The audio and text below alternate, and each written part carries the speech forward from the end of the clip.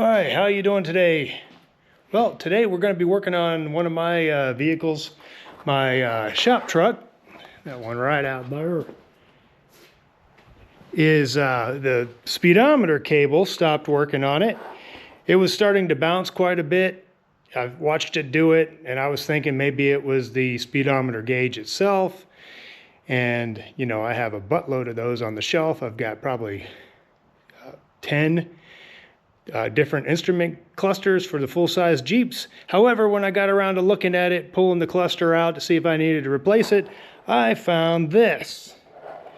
And basically, the speedometer cable is all in one piece. It goes down to the housing on the transfer case where it picks up the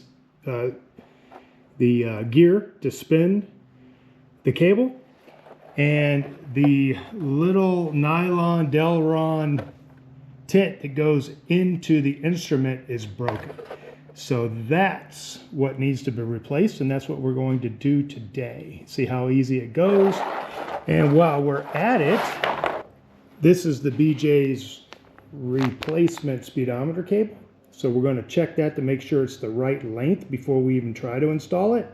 Because they do have different lengths. One length is different with cruise control, and without cruise control it's another length.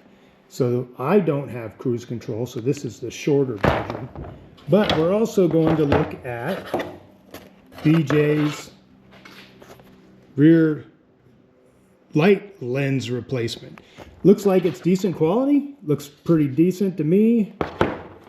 BJ's has always been like the best full-size Jeep provider that I've ever dealt with, and it comes with some gaskets, even though the gaskets are like paper thin. But I think I'll probably glue those gaskets into the lens itself. That way they come off and on when you pull the lens off and on. So we'll get busy and we'll start working on that. And let's look at some of the other things that we have going on.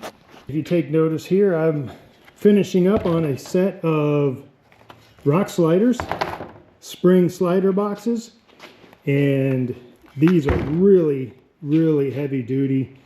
I'm going to be selling these without the full-size Jeep bracket on the side, so that anybody that wants to do a universal slider box, this should fit any 2.5-inch spring, leaf springs.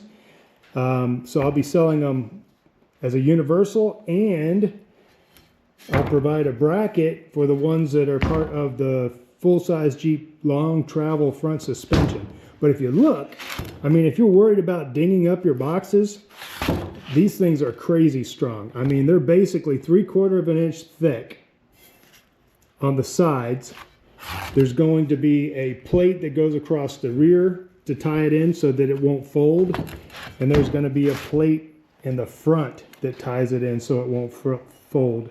And this will be a slider, so when you're off-road dragging over rocks, etc., it'll slide over rocks. That's why I built the ramp into it. But like I said, that's on the long travel full-size Jeep suspension system that I provide. All right, so we're out here. We're going to do the lenses first. And if you can see, the gasket's actually in the housing, not in the lens. And these are so old and baked in that I'm basically going to have to scrub these out or dig them out with a pair of pliers, and then maybe use a wire wheel to get the remainder out. So I'll go ahead and film that.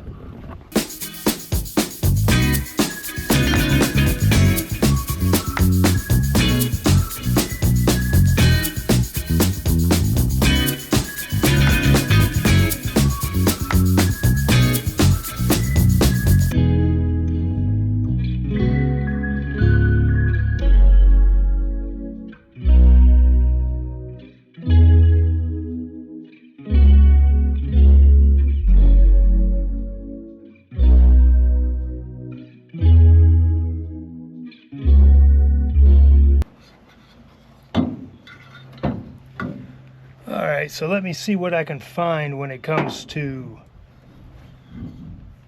a wire wheel.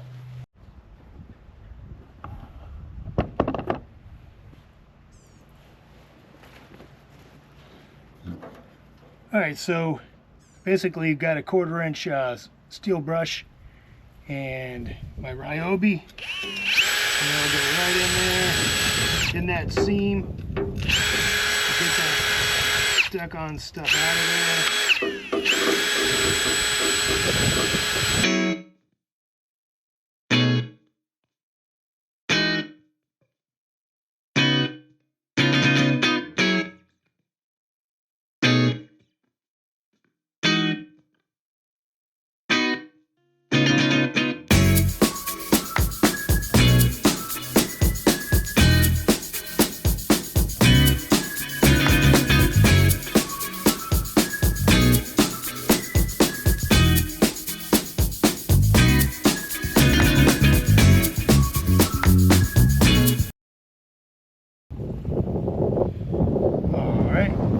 Another thing that I like to do, especially with these older vehicles that don't have anodized fasteners, is I like to put never seize on the fasteners.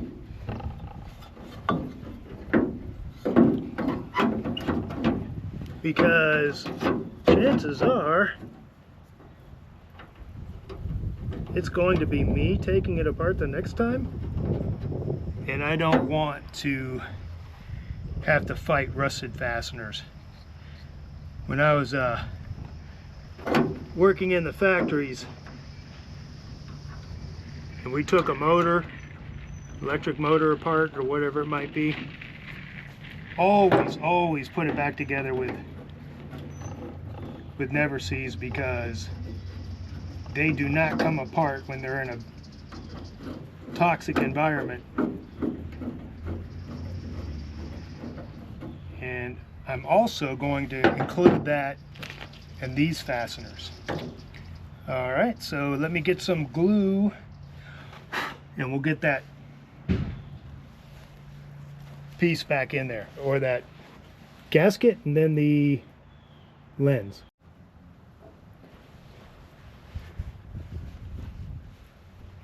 All right, so we got a little bit of glue in there to hold the gasket, and now we'll go ahead and put the lens on there, hold everything in place.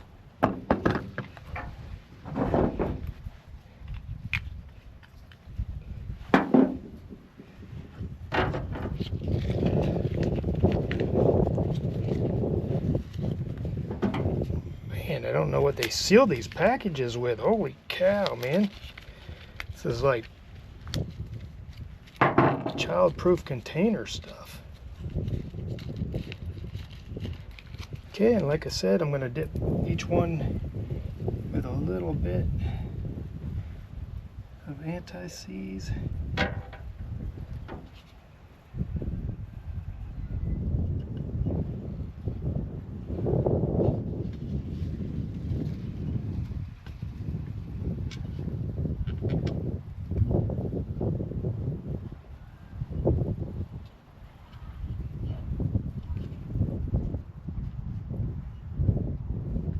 Houston, there is a problem. At least in the ones that I got, the holes don't go all the way through. And so we're gonna have to drill those out. We can't get those screws in there. All right. Okay, so we had to drill out these holes because they didn't go all the way through. It's part of the forming of the lens, I suppose. Quality control should have caught that, that's for sure. Okay, so now it goes in there.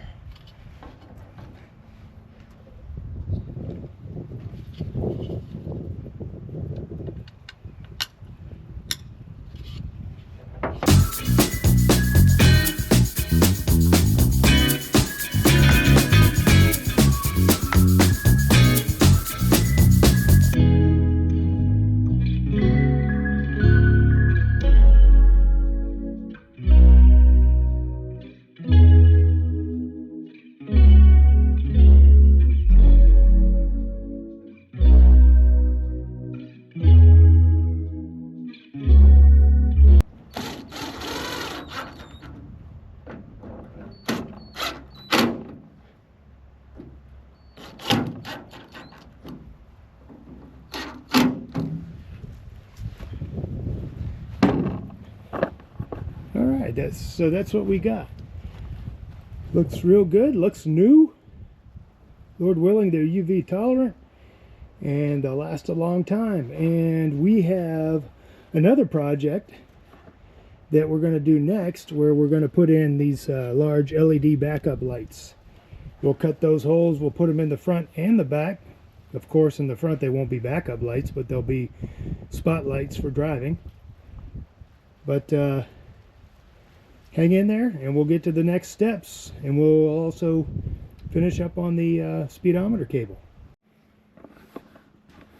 All right, so I checked this out.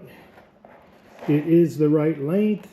I even put some light gray grease. I pulled the spring all the way out and put some light gray grease in there just to make sure that there was some lubricant. And this is going to go in place. Show you the route here. All right, in order to get this instrument cluster out, we're going to have to take some of this trim off, take this piece of the air conditioning plenum off, and then there's 2 bolts and a yoke up underneath here that holds the steering column to the dash. We are going to loosen those and drop that down so this pulls away from here, which gives us room to get the instrument cluster out. All right, and then the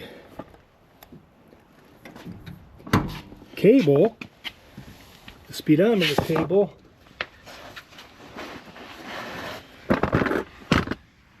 is right here, and it goes under the transfer case. Cool thing is, I don't know if you've ever had one of these out, so if you put bigger tires on your truck or you change the gears, etc., you can go on the internet and grab a speedometer gear that will compensate for your changes, and they're even color coded. So basically, if you're running 10 miles per hour too slow on your speedometer or 10 miles an hour too fast on your speedometer, you just multiply the ratio that you have on currently, and then you can find the ratio you need on the internet, and they're color coded so that you can't screw them up. So if you have a blue gear, then you might have to step up to an orange, red, or yellow gear. So it's pretty neat, and I'll post up some pictures of that. But basically it starts here, so we're going to take this off, and it runs under the vehicle and comes back in right here, which is right above the driver's side of the master cylinder, or the brake booster right here. So getting that grommet, we'll take that off, and then we'll be able to pull everything out. So let me go ahead and get working on that stuff.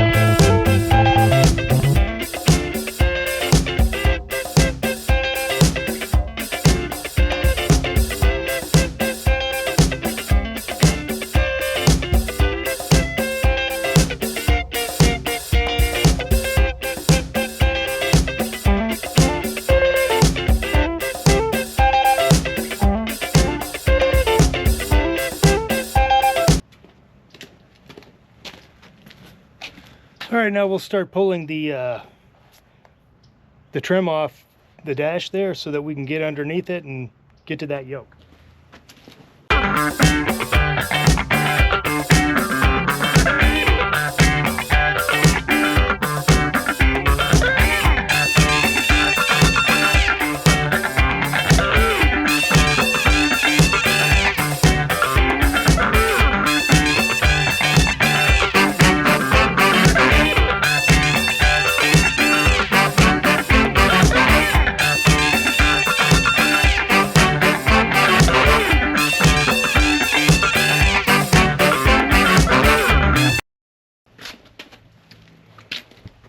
And since I'm underneath the dash, I think I'm going to disconnect the negative cable on the battery so that I don't create any fires.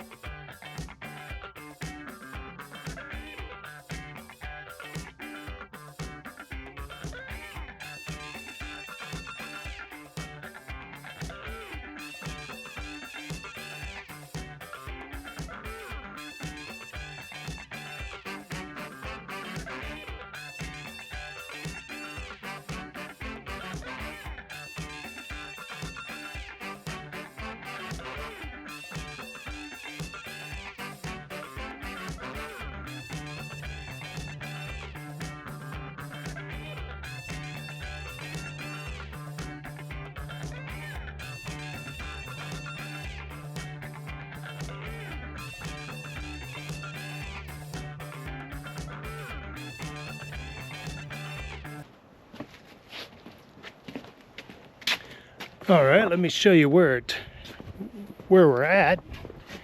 Okay, so basically this is it here, and you can see right there, that's where the speedometer cable screws into. I already took it off when I was troubleshooting this, never put it back on. So we'll bring the new cable into this portion here, and then we'll be able to put everything back together. Okay, this is the grommet that's on there. And I don't know if they heated this thing up in order to get it over this or not, but I'm not going to fuss with that. I'm going to go ahead and slice it right here on one side, and then that way I can loop it onto the new cable and push it into the slot. It'll be just fine. It's not in a area that is constantly being hit with road spray or anything like that, so we don't have to worry about leaks. Super cutters here.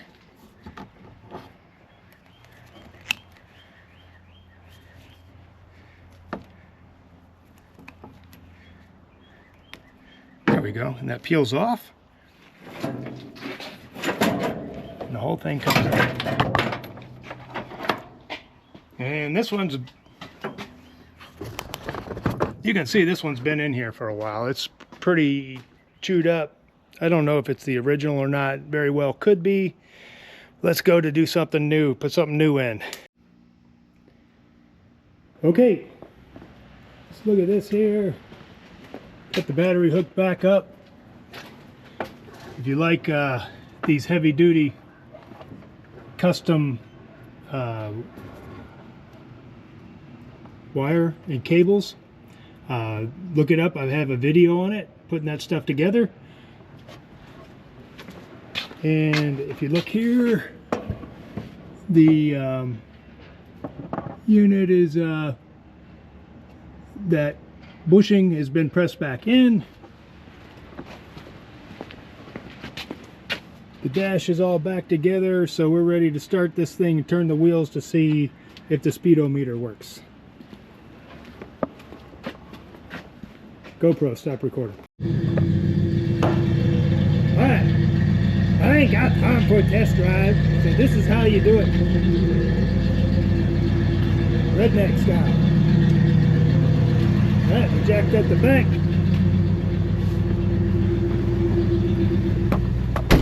Now we should be able to watch the speedometer.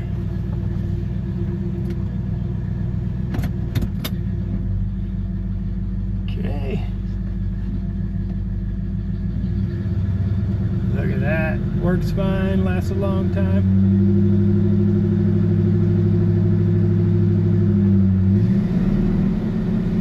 Arr! One more gear.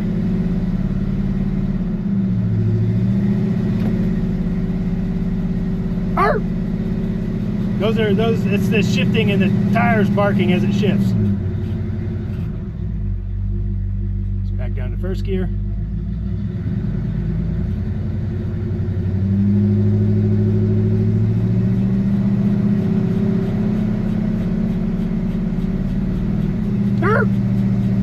Alright, so it definitely works. Alright, so let's see. I think that's it. Next time we're going to be speaking on installing those LED lights. Something else I want to do is